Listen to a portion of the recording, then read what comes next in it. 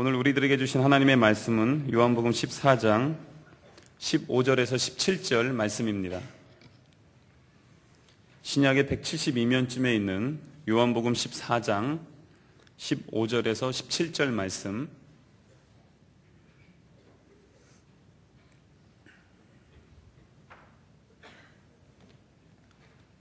저희 모두 함께 같이 읽겠습니다. 시작. 너희가 나를 사랑하면 나의 계명을 지키리라. 내가 아버지께 구하겠으니 그가 또 다른 보혜사를 너희에게 주사 영원토록 너희와 함께 있게 하리니 그는 진리의 영이라. 세상은 능히 그를 받지 못하나니 이는 그를 보지도 못하고 알지도 못함이라. 그러나 너희는 그를 아나니 그는 너희와 함께 거하시며 또 너희 속에 계시겠습니다. 아멘. 5종류의 사람이 있는데 첫 번째 종류는 이런 거예요. 교회와 전혀 상관없는 사람, 예수님과 전혀 상관없는 교회 바깥의 사람들이 있어요. 이런 사람들은 예수님이 어떤 사람인지를 몰라요. 예수님에 대해 들어본 적이 없어요. 그리고 더 나아가서는 예수님에 대하여 적대적입니다.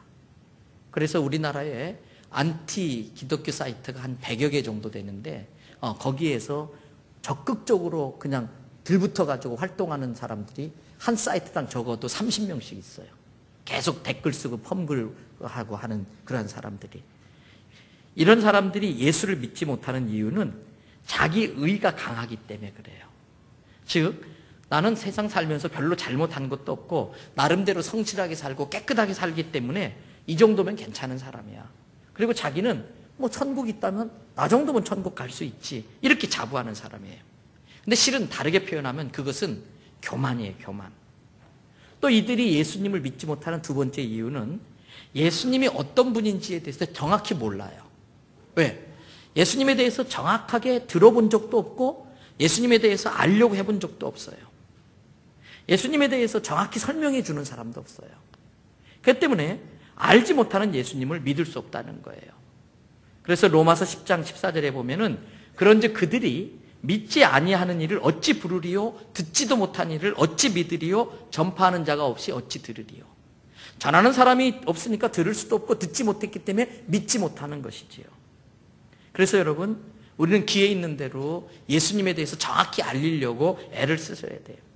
세 번째, 예수님을 믿지 못하는 주된 이유 중에 하나가 악한 영에 사로잡혀 있기 때문에 그래요. 그들은 인정 안 해요.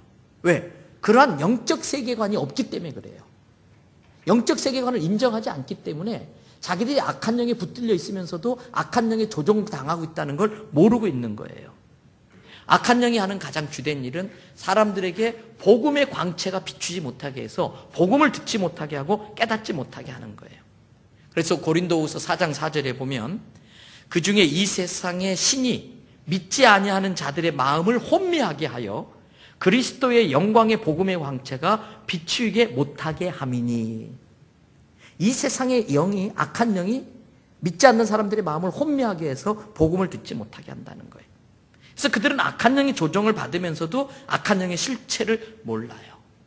그냥 조상들이 해오던 귀신 섬기는 제사라든지 이런 일들을 그냥 생각 없이 해요. 여러분들 부모 중에 부모님들이 절에 다니기 때문에 여러분의 이름을 등에 올린다고 그러지요. 그냥 생각 없이 허락해요. 근데 그것은 악한 것들에게 권리를 내주는 거예요.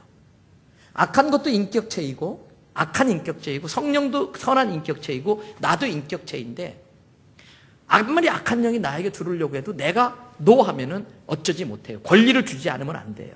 근데 나도 모르는 사이에 귀신들을 섬기고 절하면서 권리를 허락하니까 내 삶 가운데 들어와가지고 마음껏 활기치게 만든다는 거예요. 그래서 이런 사람들은요, 세상의 허무한 것에 올인하면서 살아요. 그리고 마귀가 시키는 짓을 마귀가 시키는 줄도 모르면서 마귀의 종노릇을 하면서 살아요. 그래서 악한 영이 아니면 할 수 없는 일들을 그냥 아무렇지 않게 합니다. 여러분, 우리는 먼저 예수 믿은 사람들로서 이런 사람들을 놓고 기도하셔야 돼요. 내 부모가 그렇다면 부모를 위해 기도해야 되고 친구가 그렇다면 친구를 위해서 기도해야 돼요. 이 악한 영들을 예수님의 이름으로 대적하여 물리치는 기도를 통해서 그들이 악한 영에서 노임받고 복음을 받아들일 수 있는 준비를 하게 만들어야 돼요. 몇 주 전에 있었던 이야기지만 불편한 이야기지만 좀 할게요. 제 아내는 제가 설교 중 이야기했더니 너무 끔찍스럽다고 안 하는 게 좋다고 했는데 그냥 극단적인 것일 수 있지만 미국의 30대 여성이 자기가 낳은 딸을 2개월짜리를 전자레인지에 넣고 돌려버렸어요. 나중에 경찰이 조사를 하니까 장이 다 파열돼 버리고 온몸에 60% 이상의 화상을 입고, 그래서 이 경찰이 보고서에 뭐라고 해놨냐면 그 아이가 전자레인지에 있는 2분 동안은 상상할 수 없는 끔찍한 고통을 겪다가 죽었을 거라는 거예요. 근데 그 애엄마는 자기는 발작이 일어나서 자기가 그런 일을 저질렀다는 걸 기억도 못한다는 거예요. 또 한 3주 전에 LA에서 신학교 다니는 아들이 자기 어머니를 골프채로 때려서 죽여버렸어요. 정신질환을 앓았던 적이 있는 사람이에요. 근데 이와 비슷한 일들이 미국뿐만 아니라 우리나라에서도 사실은 종종 일어나고 있는 거예요. 우리가 알아야 될 것은 이러한 끔찍한 일들 뒤에는 악한 사탄의 역사들이 있다는 걸 알아야 되는 거예요. 그리고 그들을 그 악한 사탄의 세력에서 건져내는 것이 우리의 사명이라는 거예요. 여러분, 대한민국에서 지금 벌어지는 여러 가지 일들 뒤에는 이러한 사단의 교활한 조종이 있다는 것을 분별할 줄 아셔야 되는 거예요. 첫 번째 사람, 예수와 전혀 상관없는 사람. 두 번째 사람이 있어요. 교회를 나오긴 나오는데 예수님에 대해서 정확히 알지를 못해서 여전히 예수님이 자기 인생의 주인이 아니고 자기가 자기 인생의 주인인 사람이 있어요. 이런 사람은 말 그대로 교인입니다. 교회에 나온다는 이유 때문에 예수님을 믿지 않는 사람이라 할지라도 교인으로 인정해 주는 거예요. 그래서 한국에 1200만 교인, 그건 맞을 수 있는 말이에요. 그러나 그 1200만이 전부 다 천국 간다고는 보장 못해요. 교회를 다니기 때문에 교인이라고 불려지지만 예수님이 어떤 분인지 정확히 몰라요. 그리고 안다고 할지라도 지식적으로만 알 뿐이지 자기 개인의 주인으로 구주로 영접해 드린 경험이 없어요. 이런 사람의 특징은 교회 나오는 건 좋아요. 그리고 교회 오는 게 기다려져요. 근데 왜 좋냐? 교회 가서 사람 만나는 게 좋아. 사람 만나서 밤새 이야기하고, 그리고 교회 나오면 왠지 편안하고, 교회 빠지면 그 한 주간이 왠지 찝찝해. 그래서 이런 사람들도 기도합니다. 근데 기도의 내용이 주로 이 땅에 있는 것들에 관한 기도예요. 내가 성적이 잘 나오고, 근데 왜 성적이 잘 나와야 되는가? 그건 자기를 위한 거예요. 물론 우리들이 성적이 잘 나와야 되는데 우리 예수 믿는 사람들이 성적이 잘 나와야 되는 이유는 그걸 통해서 하나님의 복음을 전할 수 있는 칼을 더 날카롭게 갈자는 거예요. 이왕이면 잘 쓰는 칼을 준비하기 위해서 칼 갈자는 의미에서 우리가 공부하는 거지요. 그런데 이 세상 사람들은 자기의 것 좋은 것, 그런 종류의 그리스도인들은 자기의 좋은 것을 확보하는 데 필요하기 때문에 하나님 앞에 기도하는 거예요. 그래서 하나님의 뜻보다는 내가 축복받고 잘 되는 것이 더 중요해요. 그래서 신앙이 하나님 중심이 아니라 자기 중심이에요. 하나님의 일에는 관심이 없고 내가 교회에서 인기 있어야 되고 내가 교회에서 좋은 소리 들어야 되고 최고의 관심사가 나예요. 내 자랑이 많아요. 그래서 자기가 얼마나 잘 나가는 사람인지 교회에서도 알아주고 좀 인정받고 싶은 거예요. 이런 사람들이 교회에 어느 정도 다니고 친분이 쌓이면 이런 사람들도 인간관계가 형성되면서 교회에 나름대로 영향력을 끼치게 돼요. 그러면 이런 사람들은 교회 일을 할 때에 세상적인 방법으로 교회 일을 하려고 그래요. 교회의 세상적인 문화를 자꾸 끌어들이려고 그래요. 그래서 우리 청년의 조별 모임이라든지 구역 모임이라든지 또래 모임 할 때도 자꾸 세상적인 문화, 어떤 음주 문화라든지 노래방이 다 나쁘다는 건 아니죠. 노래방 가서도 뭐 신나게 분위기 발산도 할 필요가 있겠지. 근데 그게 삶의 주가 돼버려요. 교회보다도 노래방에서 은혜를 더 많이 받아. 아니라는 거지. 그래서 이런 사람들도 자꾸 교회에 자기의 영향력을 행사하고 자기 세력을 형성해서 다른 사람을 비난하고 파벌을 만드는 그런 일들이 있어요. 그래서 이런 사람이 죽으면 천국 간다는 확신이 없어요. 그래서 이런 사람의 특징은 신앙생활에 기복이 너무 심해. 조금만 어려운 일이 생겨도 금방 시험에 들고 이단에 빠지기 쉽고, 그래서 이런 사람은 교인에 불과한 거예요. 이런 사람은 어떻게 해야 되는가? 내가 예배를 드리고 교회도 나오고 기도도 하지만 아직도 예수님을 내 안에 영접한 경험이 없다는 것을 빨리 알고 속히 예수님을 마음의 주인으로 모셔드려야 돼요. 목사님의 도움을 받고 부역장님의 도움을 받아서 기도를 통해 내가 천국 갈 확신이 없다는 걸 예수님께 고백하세요. 그리고 예수님을 내 인생의 주인으로 모시고 싶다고, 예수님 내 삶에 들어와달라고 예수님을 초청하세요. 그리고 자기 내면을 살피면서 성령님이 지적해 주시는 죄를 회개해야 돼요. 내 수준의, 내 차원의 죄를 나열하는 회개가 아니고 성령께서 지적하시는 수준의 회개가 내 안에 있어야 돼요. 그때는 통곡도 있을 수 있어요. 그때 막 떼굴떼굴 구를 수도 있어요. 그리고 회개로 죄 씻음 받은 내 심령에 예수님이 들어와 달라고, 그리고 앞으로 남은 내 생애의 최고의 가치관은 하나님의 말씀에 두겠다고 결단하는 거예요. 그리고 성령의 도움을 받아서 말씀대로 살겠다고 결단하는 시간을 분명히 가지셔야 돼요. 그럴 때 요한계시록 3장 20절에 보면 많이들 외우시잖아요. 볼지어다 내가 문 밖에 서서 두드리노니 누구든지 내 음성을 듣고 문을 열면 내가 그에게로 들어가 그와 더불어 먹고 그는 나와 더불어 먹으리라.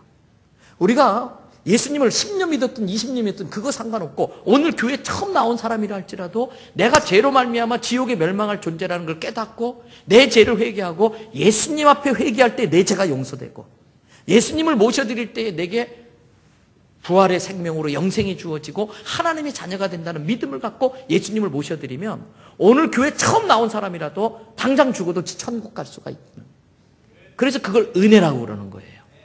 예수님을 5년 10년 믿어야 되고 뭐 3,000배를 해야 되고 1보 3배를 해야 되고 5체 투조, 어느 정도 네가 뭔가 한 게 있어야 구원을 주지. 이건 은혜가 아니죠. 시험 공부한 만큼 성적 나오는 건 공로예요, 공로. 은혜는 정말 하나님 내가 최선을 다했지만 이거밖에 안 되는데 내가 장학금 받기 위해서는 이 정도 성적이 필요한데 하나님 좀 도와주세요.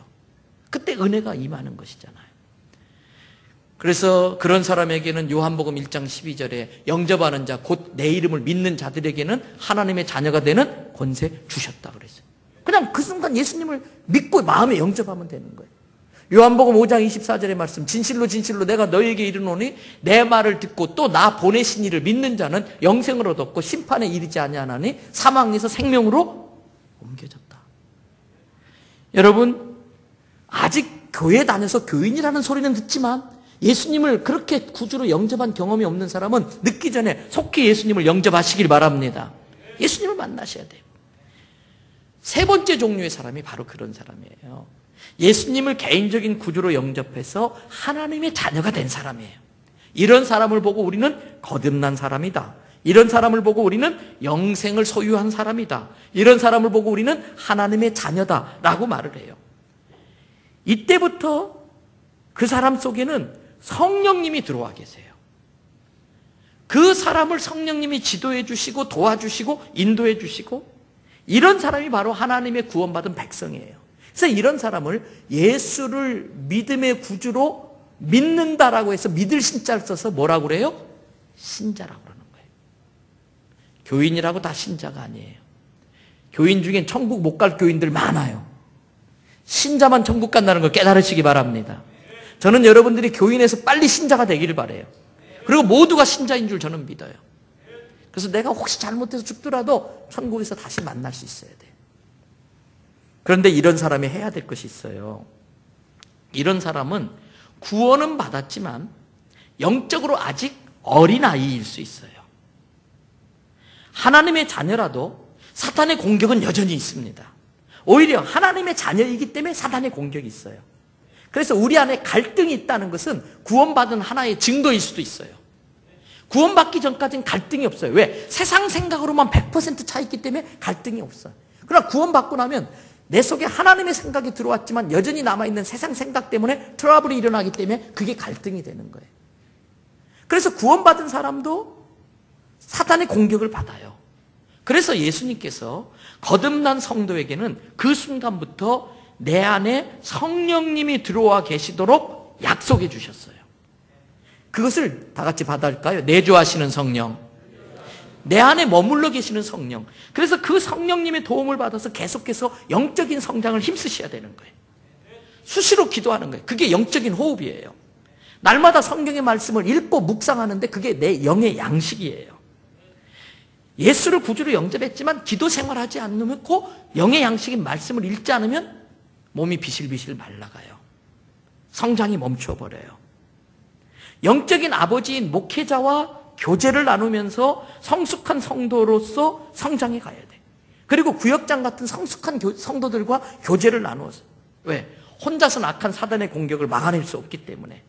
어린아이가 어머니의 돌봄을 통해서 성장하는 것처럼 이제 막 예수님을 모셔드린 사람은 목회자와 그러한 영적인 선배들을 통해서 도움을 받으면서 성장해야 되는 거예요. 여러분 결혼하면서 이제 아이를 낳으시면 알겠는데요. 실제로 부모에게는요. 갓난아이의 똥에서 향기가 납니다. 구수합니다. 그래서 저희 집은요. 하경이 있잖아요. 하경이 클 때 하람이, 예람이, 하임이가요. 똥만 싸면 다 집합합니다. 아주 막 그거 냄새 맡아보고 어이구 내 새끼 엉덩이 풀기고 향기가 나요. 그런데 중학교 3학년짜리가 싸놓은 똥을 치우려고 생각해 보세요. 그건 징그러워요. 냄새도 그런 냄새가 없어요. 2살, 3살짜리가 엄마 그러면서 어리광구리면 귀여워요. 그러나 10살 다르게 엄마 찌찌 그러면 그건 징그러운 거예요. 근데 영적으로도 똑같아. 미수가 하는 부모의 걱정거리고 부모의 근심거리예요. 신자도 그런 사람이 있을 수 있어요. 툭하면 학교 안 가고 오락실로 빠지는 것처럼 툭하면은 주의를 범하는 거예요. 사소한 일에 예배를 빼먹어요. 늘 자기만 이해해달라고 칭얼거려요. 아직도 버리지 못한 옛 습관, 옛 버릇에 꽉 매여 있어요. 여전히 세상 것에 미련이 있고 세상 것을 추구해요. 그래서 이런 사람은 신앙생활과 사회생활 사이에 늘 갈등이 있어요. 기도의 능력을 경험해보지 못했고 성경의 맛을 모르는 거예요. 아직 말씀의 맛을 몰라요. 신앙생활의 기쁨을 몰라요. 그래서 이런 사람은 늘 누군가에게 끌려다녀요. 기가 얇아요. 그래서 세상 친구들이 유혹하면은 예배고 뭐고 그냥 집어치고 그냥 세상 친구 따라서 놀러 가버려요. 그래서 부흥회 같은 것도 사모에서 나오는 게 아니라 그냥 목사님 체면 세워주느라고. 또 구역장이 하도 안 오면은 그냥 전 문자 날리고 하도 귀찮게 하니까 나가주는 거예요.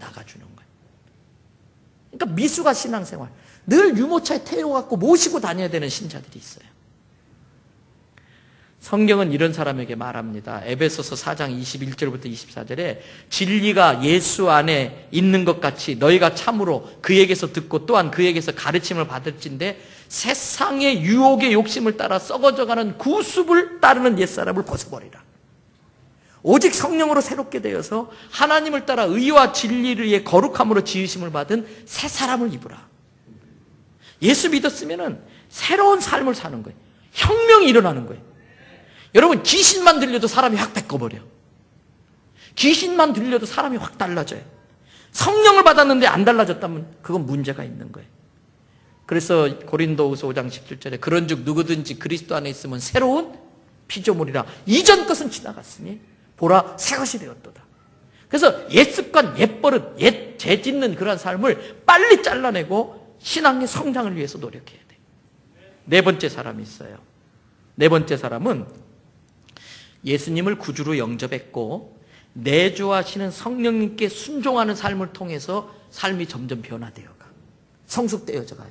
그러면서 성령의 9가지 열매가 그 사람 안에 맺어지는 거예요. 여러분 아셔야 돼요. 예수님을 내 구주라고 고백하는 사람은 내가 인식하고 있든 인식하지 못하든 내 안에 성령님이 계시다는 걸 깨달으시기 바라요. 왜냐하면 고린도전서 12장 3절에 성령이 아니고는 누구든지 예수를 주라고 고백할 수가 없다 그랬어요. 그러니까 내가 예수님을 구주라고 고백한다는 것은 내 속에 계신 성령님이 계시기 때문에 그럴 수 있는 거예요. 그런데 문제는 그 내 안에 계신 그 성령님을 늘 존중하면서 그 성령님과 팀워크를 이루셔야 돼. 예수님께서 자기에게 주어진 시간이 다 정해졌기 때문에 왜? 육신을 입고 오신 예수님이기 때문에 예수님도 육신의 한계를 무시해버리면 안 돼요. 예수님이 영원히 육신을 입고 이 땅에 사시면 하나님의 기본적인 초자연 질서를 깨트리는 게 되기 때문에 33년 동안 살다가 예수님은 다시 하늘로 가세요. 근데 예수님이 다시 재림주로 오실 때까지 하나님의 자녀들인 우리들이 이 땅에 살기에는 너무나 영적 전쟁이 많아요. 사단의 세력이 너무나 세요. 혈과 육에 대한 싸움이 아니고 공중 권세 잡은 자와의 싸움이기 때문에 악한 영들도 역사를 한다니까요. 그래서 접신하잖아요. 점 보는 사람들도 신을 부르잖아요. 초청한단 말이에요. 그래서 무당들이 바로 작두 못 타요. 막 후닥거리 하면서 막 귀신을 불러가지고 귀신이 딱 임하면은 그 작두가 어느 정도냐면요. 종이를 갖다 놓고 싹 대면 종이가 싹 비어요. 거기로 올라간다니까. 근데 하나도 안 다쳐요. 그게 귀신의 힘이야. 그래서 이번 부흥회 때 목사님이 이야기했었죠. 부여에서 전국 무당 정복 대회를 했다고요.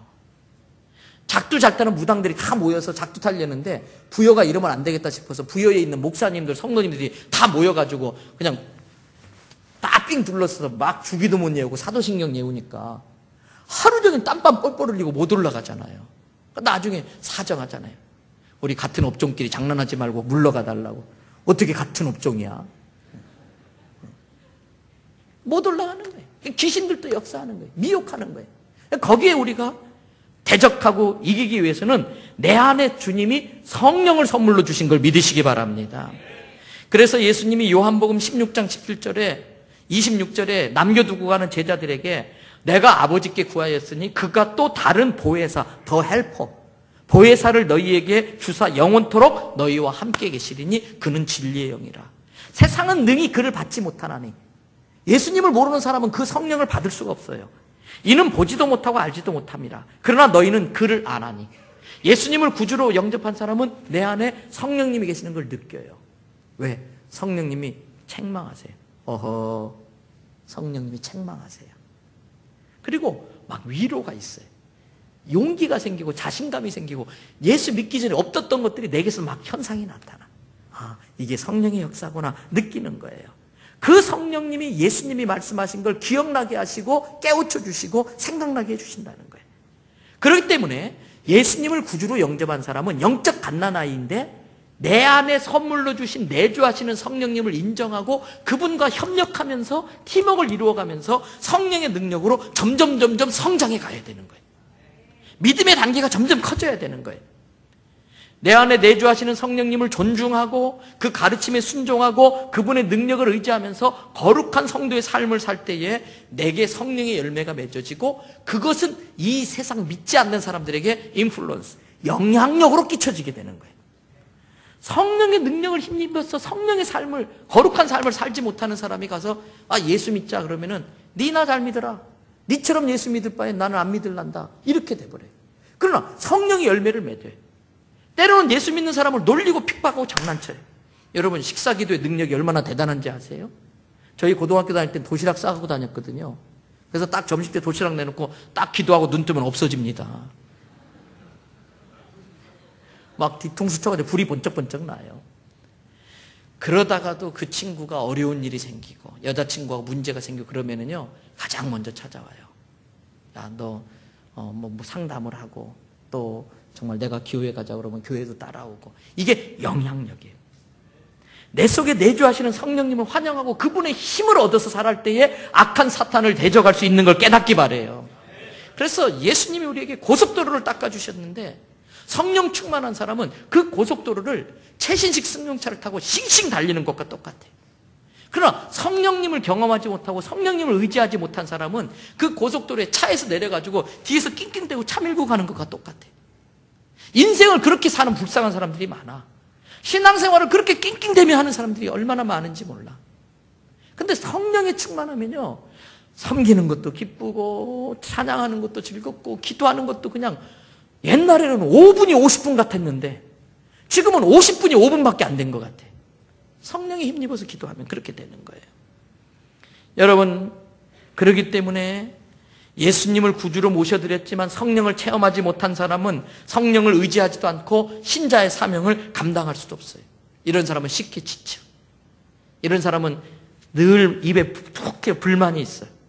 그러나 성령을 의지하면서 일하는 사람은 기쁨이 있고 감사가 있고 겸손해. 뭔가 해놓고도 다 하나님께만 영광을 돌려요. 갈라디아서 5장 22절 23절에 나오는 성령의 9가지 열매, 사랑과 희락과 화평과 오래 참음과 자비와 양선과 충성과 온유와 절제.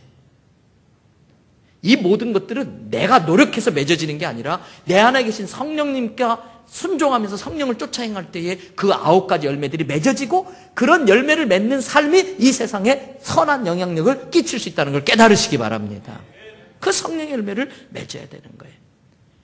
그래서 우리 안에 늘 내주하면서 나를 성숙한 성도로 성화시켜가는 성령의 역사를 내주하시는 성령의 사역이라고 그래요. 그런데 여기서 알아야 될 것은 성령은 아까 인격이라고 그랬지요. 그래서 성령은 우리에게 감동을 주지만 강제하지 않으세요. 어떤 사람 선악과 왜 만들었을까 이야기합니다. 선악과가 참 위험한 거지요. 그런데 하나님께서 위험하니까 선악과 에덴 동산에서 아예 안 만들어버리면 그때부터 우리는 인간이 아니에요. 그냥 로봇이에요. 그냥 동물이에요. 선택권이 없어요. 참 사랑은 선택해 사는 사랑이에요. 강요돼 사는 사랑은 참 사랑이 아니에요. 성령께 순종은 내가 선택하는 거예요. 성령의 감동이 있을 때 내가 순종하면서 선택하는 거예요. 성령은 억지로 하지 않아요. 그래서 우리는 성령께 순종하겠다고 하는 그러한 것을 늘 고백하고 그 성령의 인도함을 받아야 돼요. 많은 신자들이 이 부분을 놓쳐요. 자동으로 성령의 열매가 맺어지는 줄 알아요. 아니에요. 치열한 싸움을 해야 돼요. 성령께서 지적하는 죄가 있으면 죄 짓지 않도록 나를 바꿔주지 않으세요. 내가 죄를 짓지 않으려고 할 때에 나를 도와주실 뿐이고 그게 죄라는 걸 깨우쳐 주시는 거예요. 예를 들어서 하나님, 내가 저 사람을 용서할 수 있게 도와주십시오. 용서하면 되는 거야. 쥐는 용서 안 하려고 하지 않으면서 성령님 나를 갖다가 감동시켜서 용서할 수 있게 해주세요. 성령이 하시는 것은 야, 네가 은혜 받는 사람이고 믿음의 사람이라면 그를 용서해라라고 깨우쳐 주는 것이지, 나는 가만히 있는데 내가 저절로 용서하게 되도록 나를 막 바꿔주는 게 아니에요. 용서하는 게 힘들어. 막 때려 죽이고 싶어. 그런데 그게 하나님의 뜻이 아니고 용서하는 게 하나님의 뜻이니까 그걸 성령이 계속 내게 지적하시니까 내가 용서를 선택하는 거예요. 근데 놀라운 것은 그 순간 내게 막 사랑이 넘쳐요. 사랑의 성령의 열매들이 막 맺어지는 거예요. 내가 거룩한 성도의 삶을 살겠다. 노트북에다가 음란한 그림 잔뜩 실어놓고서 거룩한 삶을 살겠다. 이걸 이겨내게 해주십시오. 이것들이 지워지게 해주십시오. 아이, 델리트 키 누르면 되지. 그래 놓고 거룩을 구해야지. 그래서 성령의 사람은 계속 치열한 영적 싸움이 있는 거예요.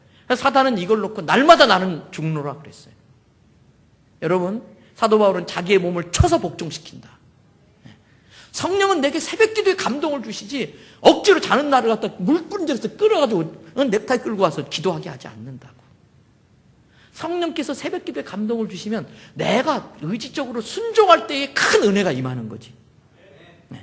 그래서 새벽 기도까지 나오는 것은 내가 할 일이에요. 거기에 큰 은혜를 주시고 환상을 보여주고 비전을 보여주는 건 그 다음 성령이 하신 일이지. 여러분, 내주하시는 성령님과 팀워크를 이루시길 바랍니다. 마지막 5번째 사람이 있어요. 이 5번째 사람의 삶은 내주하시는 성령님의 사역이 있다는 것을 인정하면서도 동시에 성령의 다른 사역이 있다는 것을 경험한 사람이에요. 이 성령의 다른 사역이라는 건 뭐냐면 어떤 상황과 필요에 따라 순간적으로 성령의 기름 부으심이 확 임해요. 그러면서 초자연적인 현상들이 나타나. 이것을 다 같이 성령의 능력 사역, 성령의 내주하시는 사역과 함께 성령의 능력 사역이 있어요. 여러분, 이러한 성도들을 교회 안 믿는, 예수 안 믿는 사람, 불신자. 두 번째, 예수님이 누군지 모르지만 교회만 나오는 그냥 교인. 예수님을 구주로 영접한, 예수님을 구주로 믿는 신자. 그리고 그 안에 계신 성령님과 팀워크를 이루면서 성령께 순종하면서 성령의 열매를 맺는 거룩한 성도, 거룩한 신자, 성도. 5번째 필요한 게 내주하시는 성령뿐만 아니라 상황에 따라 필요에 따라 순간적으로 역사하시는 성령의 역사를 경험한, 그래서 삶 속에서 능력을 나타낼 줄 아는 능력 있는 성도. 그냥 성도가 아니고 능력 있는 성도가 되시기를 바랍니다. 그러면 성령의 순간적인 기름 부으시는 사역은 언제 나타나는가? 나의 신앙을 한 단계 업그레이드 시킬 때, 점프 시킬 필요가 있을 때, 어떤 영적인 체험을 통해서 더 주님을 사랑하게 되고 더 뜨겁게 되는 체험을 하게 만들어요. 또 언제 성령의 기름 부으심이 있는가? 불신자들한테도 나타날 때가 있어요. 이 사람은 마음이 강팍해가지고 이렇게 안 하면 예수를 안 믿어. 그 때문에 이 사람이 인간의 이성으로 이해할 수 없고 말로 과학으로 설명할 수 없는 초자연적인 기적을 나타낼 때에 성령이 역사해요. 또 어떤 경우는 성도를 어떤 위기에서 싹 건져낼 때에, 공격하는 사람들이 눈이 막 어두워지게 해가지고 뻔히 보고도 못 찾게, 발견하지 못하게 한다든지 어떤 위기에서 건져낼 때. 그래서 하나님께서 에베소에 교회를 세우고 싶었어요. 그래서 사도 바울을 감옥에 가둬요. 복음 전한다는 이유 때문에 항상 얻어 터져요. 사도 바울은 내가 왜 이 고난 당하는지 몰라요. 그래도 항상 기뻐하라고 했으니까 감옥에서 막 찬송 부르고 기도하는데 갑자기 옥토가 막 흔들려요. 옥문이 열리더니 수갑이 다 풀렸어요. 지키고 있던 간수가 졸다가 깜짝 놀라서 그걸 보고 이제 나는 죽게 되었다, 자살하려고 그래요. 그때 바울이 여보시오 스탑, 우리 도망 안 갔으니까 죽지 말라고. 그때 이 사람이 깜짝 놀라서 엎드리면서 선생님들이여 내가 어떻게 하면 살겠습니까? 그러면서 그 간수가 예수님을 영접하면서 에베소라는 교회가 그 간수를 중심으로 개척이 되는 거예요. 그러니까 하나님은 에베소에 교회를 세우기 위하여 특별한 기적을 일으켜서 옥터를 막 지진을 일으키고 그런 일들을 벌이는 거예요. 여러분들이 이제 8월 달에 태국 라오족에 또 단기 선교를 7월이나 가게 되잖아요. 8월에 가게 되잖아요. 선교지 가면요, 기적들이 많이 나타나요. 왜?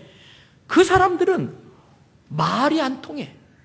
또 복음을 설명할래도 지식 수준이 낮으니까 복음이 이해가 안 돼. 그럴 때 어떻게 해요? 무당이 난리 구슬 떨어도 눈을 딱 뜨고서 예수의 이름으로 명하노니 꼼짝 마라! 무당이 벌벌 때 거품 물고 쓰러져 버려요. 병 걸린 사람이 딱 왔잖아요. 그 자리에서 다리가 막 쑥쑥 자라나는 일들도 있어요. 한쪽 다리 짧았던 사람이 이게 막 자라나기도 하고요. 눈먼자가 보기도 하고 귀머거리가 막 듣기도 하고요. 할렐루야?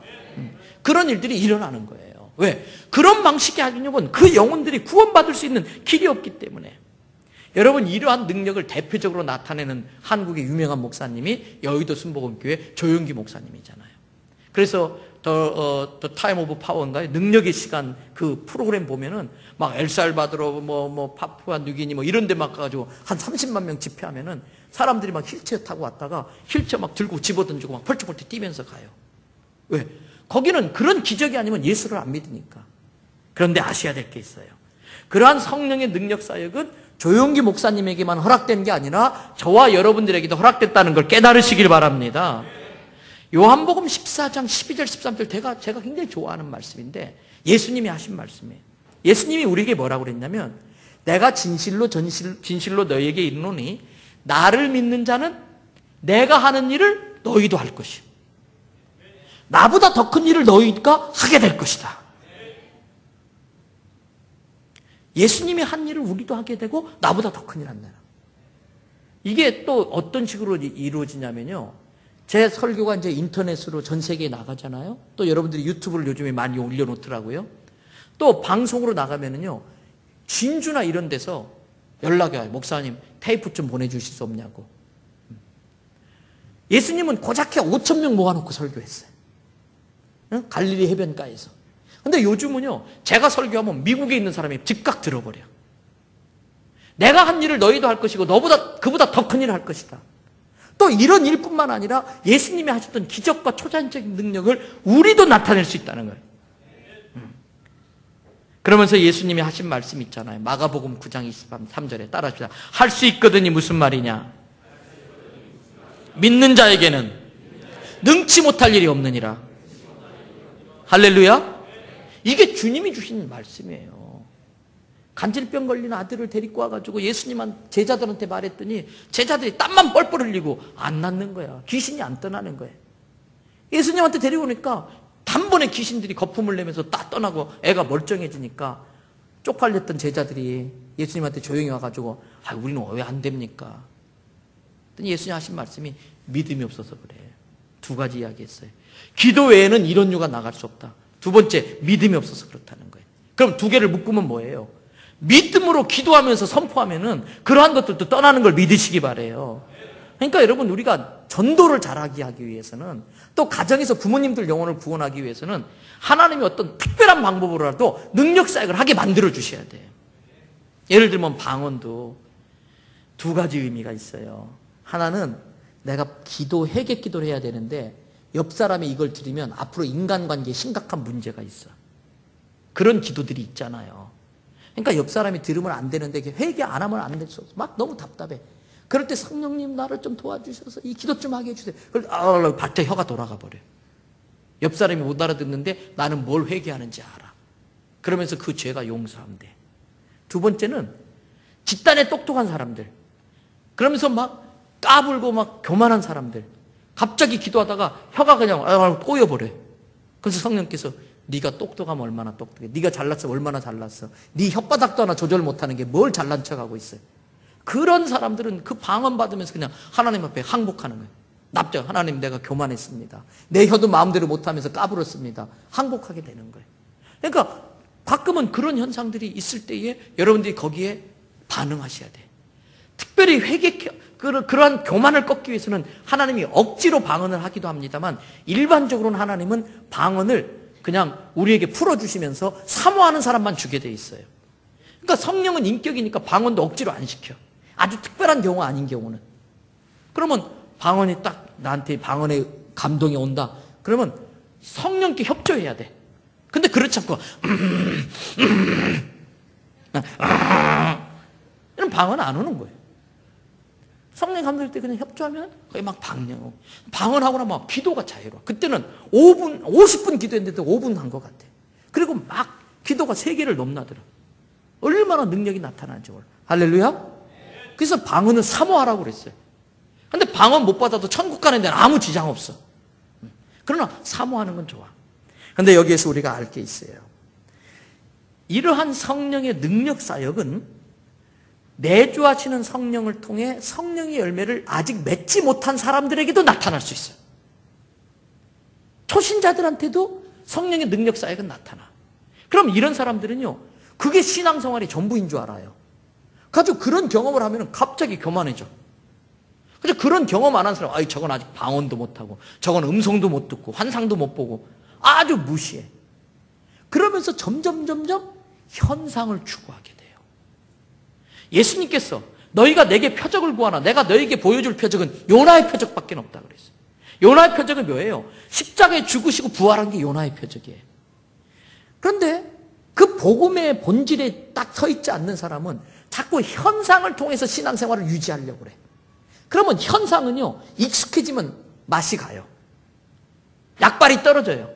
그럼 점점 더 뭐예요? 더 자극적인 걸 추구하게 되는 거예요. 그러다가 그런 성령의 능력이 안 나타나면 이제는 연출합니다. 쇼합니다.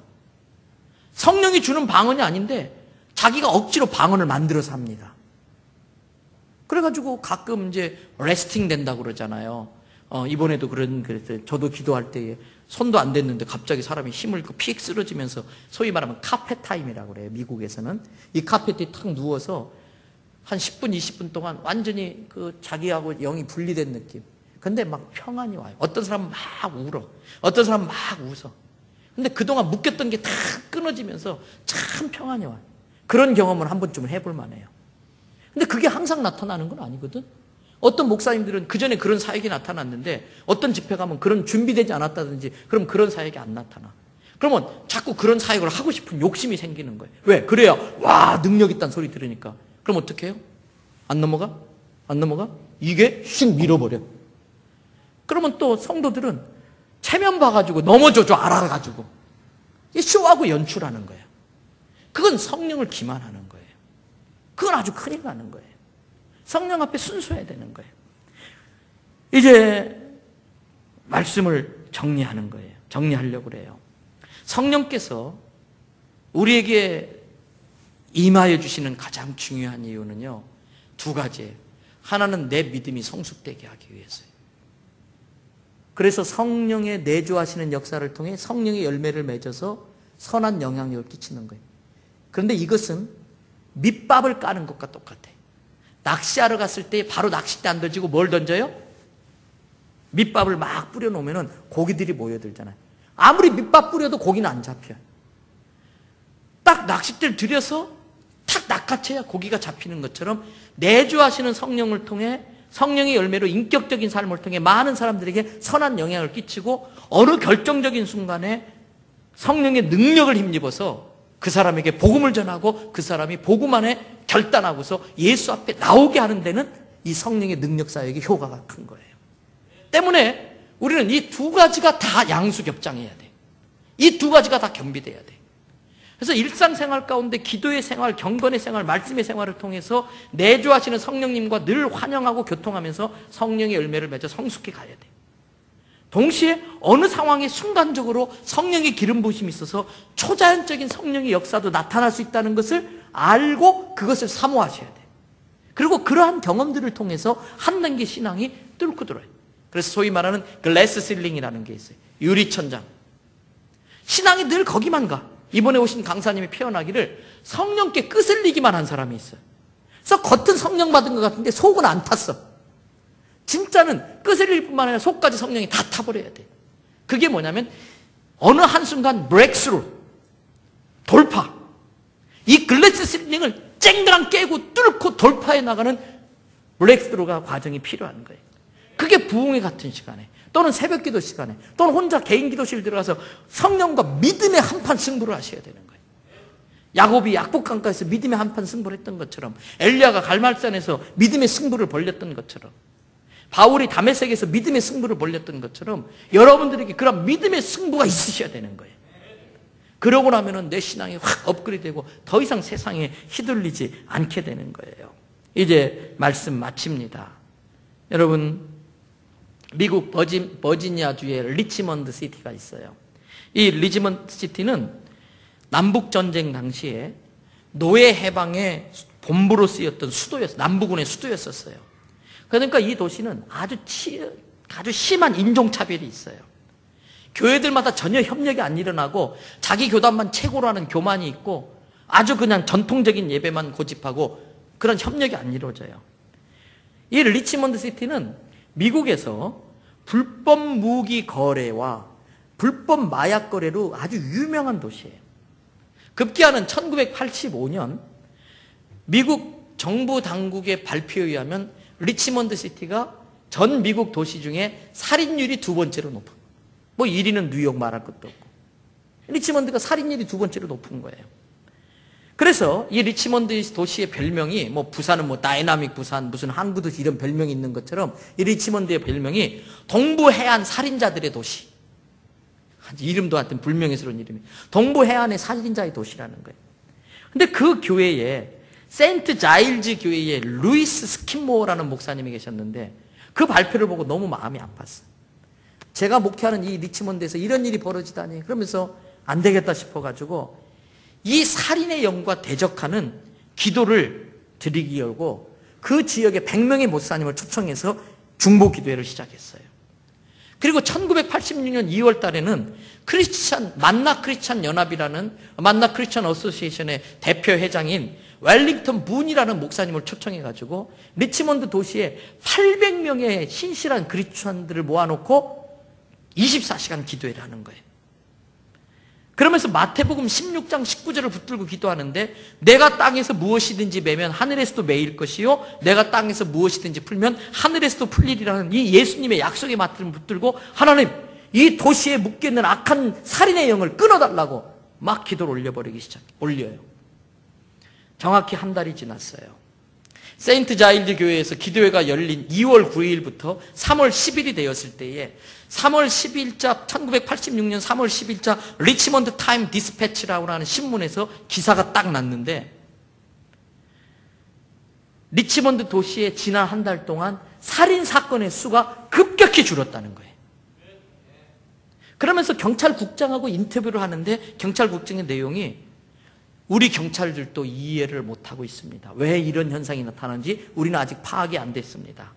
다만 어떤 집단, 어떤 그룹이 이 도시의 살인을 억제하고 있는 활동을 하고 있는지는 모르겠지만 그 활동을 계속해 주시기를 바랍니다. 이게 인터뷰 내용이에요. 여러분 여기에서 우리가 뭘 알아야 될까? 우리 교회와 우리 대연성결교회 청년들의 사명이 뭐예요? 예전사, 예수 전하는 사람들이지만 또 다르게 말하면 The Soul, God's Army, 하나님의 군대, The Soldier of God, 하나님의 전사라는 거예요. 그래서 우리 대연성결교회 청년들은 마광환 화살, 갈맞자 빛광자, 주님이 싹싹 갈아가지고 쏜 화살과 같아서 사단의 심장부를 뚫고 가는 전사가 되기를 바랍니다. 빌빌거리는 청년이 있으면 한대 얻어 터질 거예요. 막 조인트 까질 거예요. 막 기도도 막 빡세게 하고 막 경상도 사나이처럼 막 복음도 강력히 전하고 딱 계약을 하면 캠퍼스에 와라. 너는 내 밥이다. 그래서 지금 제 후배 목사님과 기도하는 게 시애터 폴 계양대에서 만나자. 고등학교 부산의 모든 중고등학교마다 시애터 폴 프레이어 타임을 만들 거예요. 점심시간만 되면 점심 먹고 국기 대양대에 모여서 5분 10분이라도 자기 학교의 영적 변화를 위해서 기도하는 거예요. 여러분들 캠퍼스 직장에서 예수 믿는 사람들을 모아가지고 기도운동을 일으키는 걸 우리 대연교회 청년들이 하셔야 되는 거예요. 그래서 불쏘시개 역할을 하는 거예요. 우리 대연의 청년들은 세상을 감당 못하는 사람이 아니라 세상이 감당 못하는 크리스찬이 되시길 바라요. 여러분 때문에 부정부패하는 사람이 눈치를 봐야 돼. 여러분 때문에 못된 짓 하는 사람이 부끄러움을 느낄 수 있어야 돼요.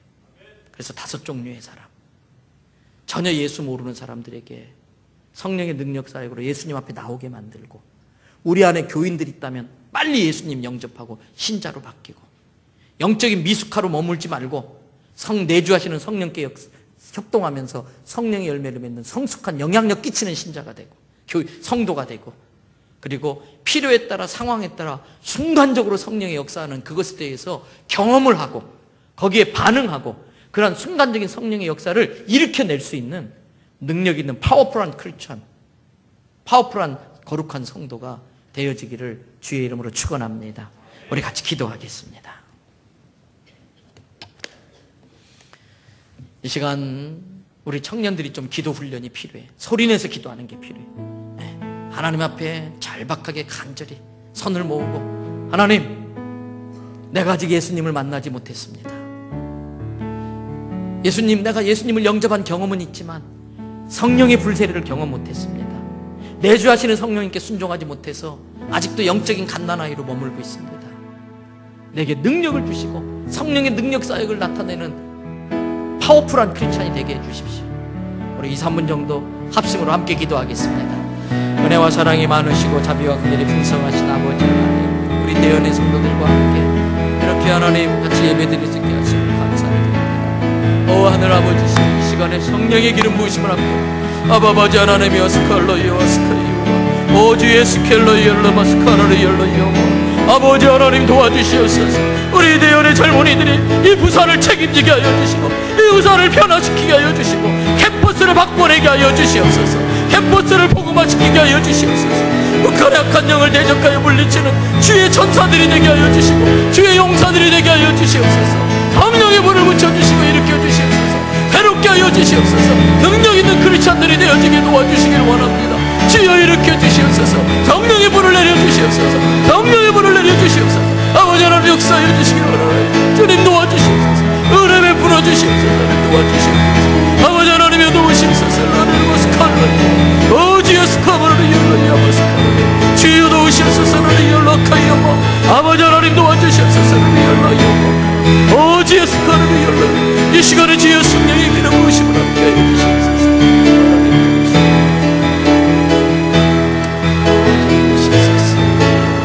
아버지 하나님, 오 주여를 열라이야마 오 주여 도우시옵소서. 나를 열라이야마 주여 도우시옵소서. 아버지 하나님이여 스칼라이야마 오 주여 스칼라이야마 성령의 불로 쓰니 악한 거는 묶임받고 떠나갈지어다. 음란과 가난과 저주는 물러갈지어다. 미련함과 어리석음은 떠나갈지어다. 하나님, 우리 청년들에게 지혜를 주시옵소서. 성령의 능력을 주시옵소서. 담대함을 주시옵소서. 권능을 허락하여 주시옵소서. 하나님, 장학금 11조 드리게 하여 주시옵소서. 가정을 복음화시키게 하여 주시고 부모들의 영혼을 구원하게 하여 주시옵소서. 학원을 복음화시키게 하여 주시옵소서.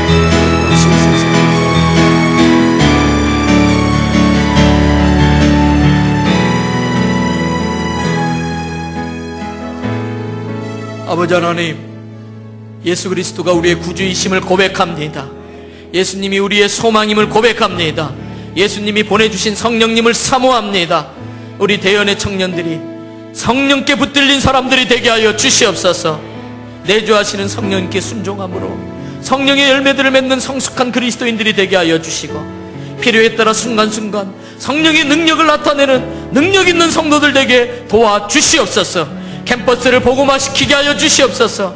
부산의 악한 영을 대적하는 전사들이 되게 하여 주시옵소서. 이들의 부모들을 구원하여 주시고 직장 동료와 친구들을 구원하게 하여 주시옵소서. 하나님, 이들의 결혼과 진학과 취업과 장래 모든 것들을 주님께 맡기겠습니다. 지혜와 명철을 주시옵소서. 하나님, 장학금 11조 드릴 수 있도록 하여 주시옵소서. 주께 모든 걸 맡기고 의지합니다. 예수님 귀하신 이름으로 기도 올리옵나이다. 아멘. 기도 중에 그런 감동이 있었어요. 새벽 기도에 도전하세요. 그리고 새벽 기도 마치고 9층 올라가서 한 3인조, 5인조 풋살 경기팀도 만들어서 계속 운동하고 학교 가시고 또 출근하시고 또 농구장에서 농구도 하시고, 그러면서 그런 기도의 운동들이 많이 불릴 듯 일어나기를 축원합니다.